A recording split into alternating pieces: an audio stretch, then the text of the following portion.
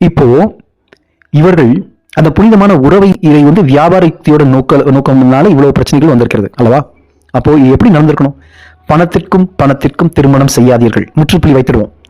இன்றிலிசனம் செய்து கும்பிட்டு தியானம் செய்து நம் மனநிலையை தூய்மை செய்து நமது பெண் பிள்ளைக்கு ஸ்கில்ஸ் டெவலப்மெண்ட் ப்ரோக்ராம்ல ஒரு இப்பெல்லாம் பேச்சுலர்ஸ் டிகிரி இருந்தால் போதும், ஒரு ஸ்கில்ஸ் டெவலப்மெண்ட் கொடுத்துடலாம். ஏதோ ஒரு சாஃப்ட்வேர் ப்ரோக்ராமிங்கோ இல்லைனா ஒரு ஹார்ட்வேர் எப்படி செய்யறது, ஒரு லேப்டாப் எப்படி அசம்பிள் பண்றது, இன்னும் நிறைய சுய தொழில் இருக்கு, அதை கற்றுக் கொடுங்க. ஸ்கில்ஸ். பெண்களை இண்டிபெண்டா வளருங்க, பொத்தி வைக்காதீங்க, 4 பேரோட பழக விடுங்க. அவர்கள் வந்து இண்டிபெண்டா ஒரு சம்பளம் ஏற்படுத்துறவர்களுக்கு அவர்களை பார்த்துக் கொள்வதற்கு ஒரு வழி வகுங்க. அந்த ஓர் துணிவு இல்லாதனால்தான் இந்த பெண் தாய் தந்தை என்ன சொல்லுவார் என்கின்ற ஒரு வேதனையால தன் உயிரை மாய்த்திருக்கிறாள்.